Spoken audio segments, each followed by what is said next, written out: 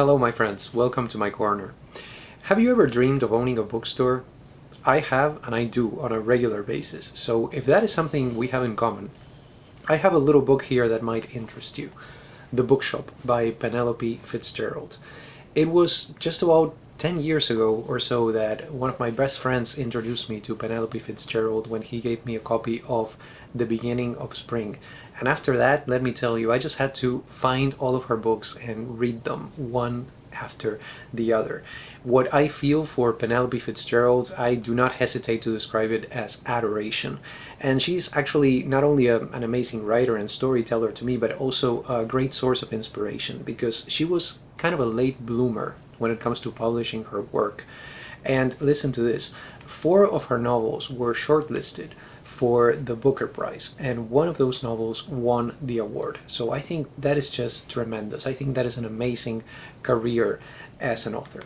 So let me tell you a little bit about the one that concerns us today, which is of course The Bookshop. This is the story of a certain Florence Green. She is a woman who is trying to open a bookshop or a bookstore in a small English town called Hardborough. The novel was published in 1978, but the year that the story is set in is 1959. And in this story, what Penelope Fitzgerald does is to offer us an exploration of courage and perseverance in the face of narrow-mindedness and hypocrisy. This is one of those novels that tell us a little bit about the life in a small town, which, as you may know, is proverbially awful. We are talking of tropes, of course, literary tropes. If that is the reality in quote-unquote the real world or real life, that is a very different story. But in Spanish, we have a saying that I believe I've shared with you before at some point. We say, pueblo chico, infierno grande. And that means literally small town, big hell. And The Bookshop is yet another exploration or illustration of that concept right there. This is a very quick read. Okay, that is one of the many things that I like about it, and I think this applies to most of the works by Penelope Fitzgerald. This is only 123 pages in length. We have only 10 chapters, very short as you can imagine. And as we read, what we see is Florence Green encountering a series of obstacles as she is trying to open and to make her business flourish, this little bookshop that she wants to start. And because of that repetitive structure, I think that we can safely say, you have probably been expecting this, that no matter what the book cover says right here, The Bookshop is not really a novel, but rather it is a novella.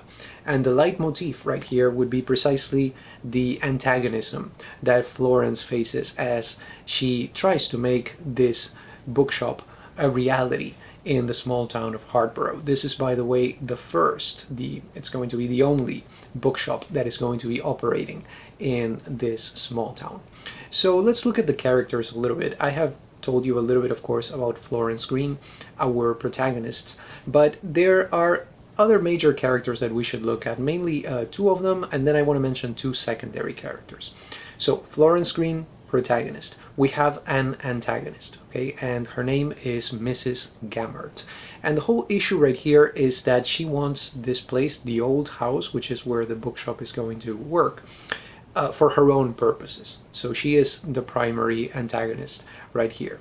But at the same time, Florence has a friend, okay, and that is Mr. Brundish. He is a widower, so they do have that in common because Florence is a widow.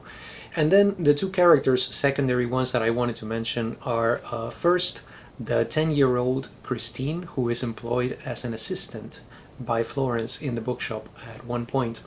And since I mentioned that, the fact that she is 10 years old, there's something that you want to look out for if you approach the work of Penelope Fitzgerald, and that is the fact that she very, very often, in most of her novels, has children as characters. But these children show a great level of maturity. So you have that ironic situation, or maybe not that ironic, you know, this can happen in real life too, where you have the adults acting in immature ways and the children, you know, showing a level of maturity that seems to be beyond their age, that little number, right? And then the other character that I wanted to mention, secondary one besides Christine, is Milo North. He works in London for television, and he is the one who tells Florence about the novel Lolita by, of course, Vladimir Nabokov. That is a very important point in the plot of the Bookshop. So we looked at characters. Let's talk a little bit about the conflict. Now, what is the conflict right here?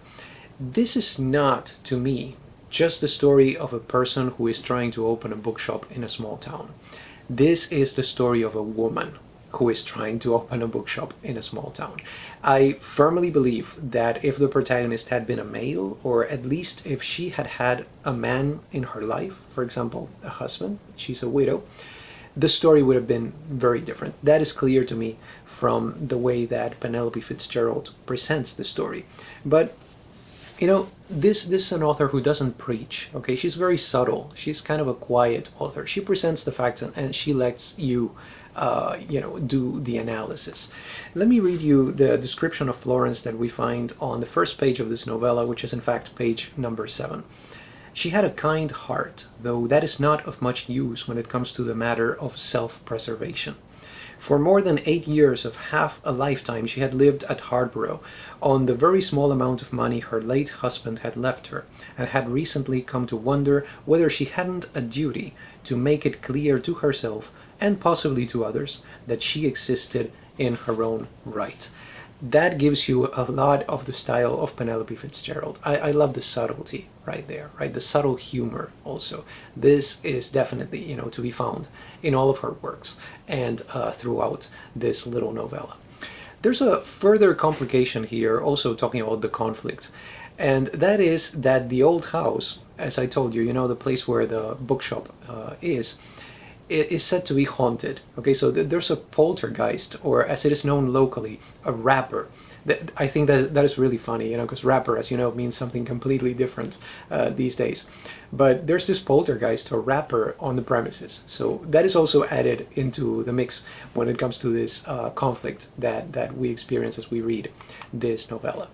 So Jorge, why do you love the Bookshop so much? Or let's expand that. Let's go a little bit deeper and say, why do you love Penelope Fitzgerald so much? Because what I'm going to tell you really applies to this novella and to many, if not most, of her works. I see Penelope Fitzgerald as a spiritual descendant of Jane Austen. That's how I would describe her. What we have here is just perceptive realism without the least sensationalism. She is also very compassionate towards her characters. This is, I was thinking of this, as I thought of her compassion for her characters. Recently, I asked one of my friends, if your life were a novel, assuming that, who would you like to be the author who wrote that novel? And I was thinking how I would answer that question. And a lot of authors, many authors came to mind. Maybe I can share this with you in a future video. But one of them was Penelope Fitzgerald. And I think it's primarily because of that compassion that I realized that she feels for her characters. I would like a compassionate author to write my story. It would not be an interesting story at all, I can tell you that. But you know what I'm saying when I say this. And I think perhaps most importantly, when it comes to why I admire her so much, I think it's simply because she offers good stories about real people, and sometimes I feel like that's really what I need to read, good stories about real people. That is part of what Penelope Fitzgerald is about. And as I said, all of the things that I have just told you, they apply, and they can be, they are true also of the Bookshop. So if that kind of story, if that kind of approach from an author is your cup of tea, then I think you should definitely check out this novella. Couple of words on the film adaptation, okay, because I did want to revisit also the film adaptation if I was going to reread the novel. So I stopped by my beloved neighborhood library, and I found a copy on DVD of the Bookshop. This is a film that was made in 2017. The director is the Spanish filmmaker Isabel Coixet, and one particularity about her, about Coixet, is that she likes to operate the camera also in most of her films, and The Bookshop is one of them. Okay, so she operated the camera here, and I just love the photography. Okay, the choices that Coixet makes when it comes to camera placing, they are so interesting, and they are unique, and at the same time they are subtle. She's not trying to show off or anything like that. And that's when I know that something is good when it comes to the photography of a film. What happens, behind the camera, the decisions behind the camera, when you notice them, but they do not get in the way. They're not saying, "Oh, look at this," right? No, no, they're there, but in a very subtle way, and that's what I saw in this film. The actress who plays Florence, Emily Mortimer, she doesn't play Florence. She is Florence. Okay, she did an amazing job in this film. I have seen many films by her. I did not notice that. I just looked her up again and I realized, oh my gosh, I have seen a lot of films with Emily Mortimer. But there was one of them that stood out that I want to recommend to you. Different story to what we're talking about right here, but I still want to recommend this film to you. It's titled Dear Frankie. It's from 2004. I really enjoyed that film, so highly recommend it if you want to check out something else where Emily Mortimer is involved. And regarding the story, right, the Bookshop, what happens when you translate it from the text, the novella, to cinematic language? As tends to be the case, and I would say, as would be expected, the film spells out much of what the novella merely suggests. And I think this has to do with genre. Okay, the feature film as a genre is much closer to the novel proper than to the novella. You will very rarely find a novella adapted as a novella. Most of the time when a novella is adapted, in the process, it is turned into a novel somehow, right? So that is something that I was expecting, so I don't think that is necessarily a problem, But narrator's voice was also added, and the ending of the film. So if you have seen the film but not read the novella, the ending is different. I'm not going to spoil it for you or anything like that, but let's say, instead of saying that it's different, let's say that the story was continued maybe in the film, that something was added there at the end related to that narrator's voice also. Now, I really like the interpretation in any case. I don't think it is a great departure from what Penelope Fitzgerald was doing with the novella. So I agree with the interpretation, and I really enjoyed that last touch that they added, and also the voice of the narrator. The poltergeist slash rapper subplot, that's gone, okay? And I think that is a good idea. I think it was a good choice to leave that out, because in the novella it's not really something that gets in the way, but in the film it could have become kind of like a red herring type of thing. So I felt, translating it to film language, it probably was not all that necessary. So I thought that was a very good choice on the part of the filmmakers too. I shared this movie with my mother, and you know what she told me? She said, it reminded me of Brooklyn. You know Brooklyn, right? The novel by Colum Tobin, and also the film adaptation. Both of them excellent. So if you want to check out either one of those, definitely do that, because they are really, really quite amazing. But I could see what she was saying. When I rewatched the film, I was like, oh yes, there's definitely an element right there, especially in that whole part with the small town, right, that you can see in Brooklyn. Also this portrayal of the small town, the Pueblo Chico Infierno Grande, that I was telling you about before. So I thought, that was a great connection that my mother made, and I totally agreed with her.